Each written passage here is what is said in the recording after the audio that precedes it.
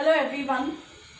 In the last lecture we saw a very special kind of a permutation which we called as a cycle, and if k elements feature in that cycle, we say that it is a cycle of length k. We also defined a transposition which is a cycle of length 2, and we mentioned what are disjoint cycles. Then we also concluded that every cycle is definitely a permutation, but not every permutation is a cycle. However, every permutation can definitely be written in terms of cycles. So there is a result which tells us that every permutation can be expressed as a product of disjoint cycles. We will see how we can write permutation as a product of transpositions in today's class, and with the help of that we will define odd and even permutations. So let's begin with an example. Look at the permutation, look at the product of these two 1, 4, 1, 5. Let us take this product in S6 and see what kind of a permutation it gives us. So let me first translate this in the form of in the usual two-line notation. So the product 1, 4, 1, 5 will be 1, 2, 3, 4, 5, 6. The first cycle, in the first cycle 1 goes to 4, 4 goes to 1. So remaining elements are fixed. In the second cycle 1 goes to 5, 5 goes to 1. Again remaining elements are fixed. And now let us multiply these two permutations. Multiplication is from right to left. So 1 goes to 5, 5 goes to 5. 2 goes to 2, 2 goes to 2. 3 to 3 and 3 to 3. 4 to 4, 4 to 1. 5 goes to 1 and 1 goes to 4. 6 remains as it is. So I can write this product as a permutation. And now let me see if I can write this permutation as a cycle or a product of disjoint cycles. So here 1 goes to 5, then 5 goes to 4 and 4 goes back to 1. So we notice that the cycle 1, 5, 4 is the same as 1, 4, 1, 5. So 1, 5, 4, this cycle can be written as a product of transpositions. So I observe that it is 1 combined with the last element followed by 1 combined with the middle element. So it's 1 with 4 first and then 1 with 5. In general also, I can prove that every cycle can be written as a product of transpositions. So if I have the cycle B1, B2, Bk minus 1, Bk, then I know that this can be written as, I'm just making an observation, I'm not giving a proof, B1 with Bk, then B1 with Bk minus 1. You combine the first element with every other element starting with the last and going in the reverse order. So ultimately we will have B1, B2. So this result tells me that every cycle can be broken down as a product of transpositions. So let me mention this result. Therefore, every cycle can be expressed as a product of transpositions. I am not saying that the transpositions are disjoint. The way we have written it, these transpositions in the product are not going to be disjoint. All I am saying is that every cycle can be expressed as a product of transpositions. A transposition is specifically a cycle of length 2. Now let's put these two results together. This result tells me that every permutation can be written as a product of disjoint cycles, and this result tells me that each cycle can be further broken down into a product of transpositions. So ultimately every permutation can be expressed as a product of transpositions. So we combine these two results and we conclude that every permutation can be expressed as a product of transpositions. Now, if it so happens that in a particular product, of course, there is no unique way of writing it as a product of transpositions. There can be more than one way of writing a permutation as a product of transpositions. So anyway, if in the product I come up with an even number of transpositions, then that permutation will be called as even. And if in the product I have an odd number of transpositions, then it will be called an odd permutation. So we now define odd and even permutations. So a permutation sigma in Sn is said to be an even permutation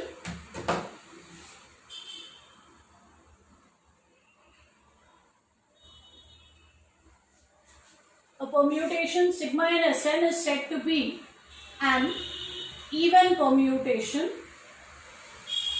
if sigma can be expressed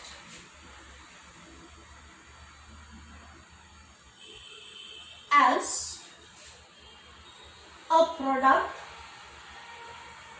of an even number of transpositions.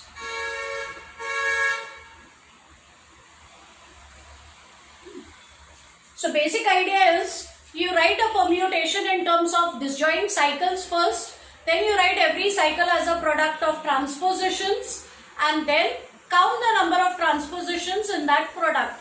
If that number is even, then that permutation will be called even. If however, in two places I have the word even in this definition, replace the word even by odd. That will give you the definition of an odd permutation. So a permutation will be called odd if it can be expressed as a product of an odd number of transpositions. So let's look at a few examples. I mentioned here that this product may not be unique. So then a good question is, suppose somebody else writes it as a product of transpositions in a different way, then is that number going to be different from mine? Possibly. But there is a result which says that a permutation cannot be both odd or even. It has to be exactly one of them. So even if that product is not unique, the number of transpositions that you get will either remain odd for that permutation or it will remain even in every expression of that permutation.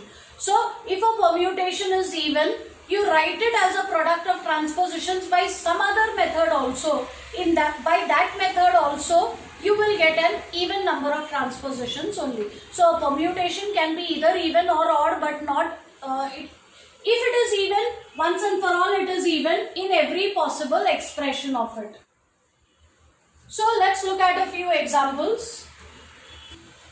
So let's look at this example. 5 permutations have been given to us. That should be enough practice. Let's decide which of these permutations are even, which of them are odd. So let us start with the first one, sigma. These are all permutations in SA. So the first order of business is to write sigma as a product of disjoint cycle. So we start with the element 1. 1 goes to 8, 8 goes back to 1. Then 2 goes to 2 itself, I don't write 2. Then 3 goes to 6, 6 goes to 4. And 4 goes back to 3, so we end the cycle here. Then I don't have 5 over here, so I'll write 5 here. So this way I can write sigma as a product of disjoint cycles, first step. Next step, write every cycle as a product of transpositions. This is already a transposition, this is already a transposition, this is not. So I need to break up this permutation, this cycle as a product of transpositions. Remember, that's easy. First with the last and then first with the one before that. So 3, 6. So this is how you break up a cycle as a product of transpositions. Now every element on the right hand side is a transposition. I have exactly 4 transpositions, and 4 is an even number. So I have managed to write sigma as a product of 4 transpositions or an even number of transpositions. So sigma has been expressed as a product of an even number of permutations, even number of transpositions. Sigma has been expressed as a product of an even number of transpositions. So this permutation is even. So it's fairly easy. You all can try out problem 2. Pause your video. First conclude whether it is even or odd, and then get back to the video.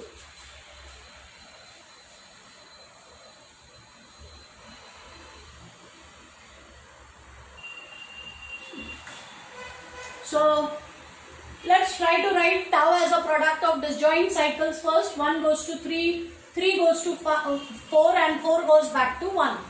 Then start a new cycle with 2. 2 goes to 6 and 6 goes back to 2. Then 3 is already there, 4 is there, 5. Let's start a cycle with 5. 5 goes to 8. I'm looking at the second example. 5 goes to 8. 8 goes to 7. 7 goes back to 5. Now let's break up each cycle as a product of transposition. So this one will be 1, 4, 1, 3. First with the last. Then first with the one before that. 2, 6 is already a transposition. Then this can be broken up as 5, 7, 5, 8. So 1, 2, 3, 4, 5. That's an odd number. So we have written tau as an odd number of transpositions. Tau has been expressed as a product of 5. That is an odd number of transpositions. Therefore, tau is an odd permutation. Okay. You can also check what happens to mu. So similarly, write down mu as a product of disjoint cycles first, and then break up each cycle as a product of transposition. So that I think I can leave as an exercise. Look at theta. Theta has already been given as a product of 2 cycles, and those 2 cycles are disjoint. So for the fourth problem, I don't need to do step 1 that has already been done for me. I have to only break it up as a product of transpositions. So 1 with the last, then go in the reverse direction. Then 1 with 8, 1 with 2, and break up this also similarly. 4 with 7, 4 with 5, 4 with 6. So I need 1, 2, 3, 4, 5, 6 transpositions, and therefore this permutation is even. Look at alpha. Alpha is given directly as a product of transpositions. So even step 2 is done for us. So 1, 2, 3, 4, 5, 6, 7. It's a product of 7 transpositions. So alpha is an odd permutation. Sometimes they could give you a permutation which is a product of cycles which are not disjoint. So if that happens, if you are given a permutation which is a product of cycles that are not disjoint, you first write it as one permutation in the 2-line notation. So once you come to this kind of a permutation, then so that will be an additional step. So suppose you have a product of cycles which are not disjoint, write each cycle in the 2-line notation first, then you multiply the permutations and write it as one single permutation in the 2-line notation. And after that, you break up that permutation as a product of disjoint cycles, and then each cycle as a product of transpositions, and count the number of transpositions in your product. So this is how you check whether a permutation is even or odd. As a very good exercise, you all can determine which permutations of S3 are even and odd. So S3 contains 6 permutations as we have discussed earlier. we are interested in knowing which of these permutations are even. So before we start with this problem, see, suppose I have a transposition. I have a permutation which is just one transposition. Now one transposition, one is an odd number. So if you have just a transposition, if you have a single transposition, then that permutation has to be odd. On the other hand, if you take 1 2 1 2, if you look at this, you can actually do the calculations. It will always give you the identity permutation. This is important. If you actually multiply these two, you will get the identity permutation. So this is of course when your set has at least two elements. So identity can be expressed as a product of two transpositions. 2 is an even number. So the identity is always going to be an even permutation. So remember, identity is an even permutation, but if you have a single transposition, then that permutation is odd. So with this in mind, let us now find which of these are even and odd. Rho naught is identity, so this permutation will be even. Let's look at rho 1. Rho 1 was a rotation, so it was this permutation.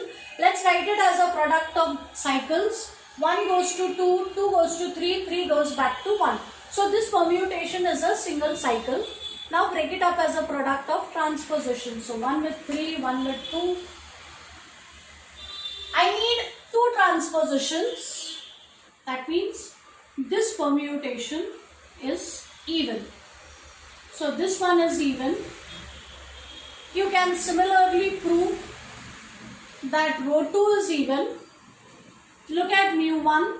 Mu1 was mirror reflection passing through the vertex 1. So 1 being a point on the mirror, 1 is fixed and 2 and 3 are reflections of each other. So this is mu1.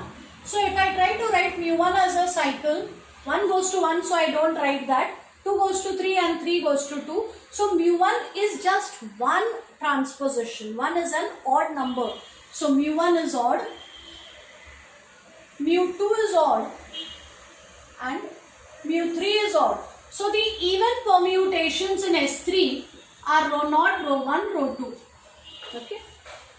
These are the even permutations, these are the odd permutations, and notice that exactly half of them are even, half of them are odd. We'll come back to this result in general a little later. That's all for now. Thank you.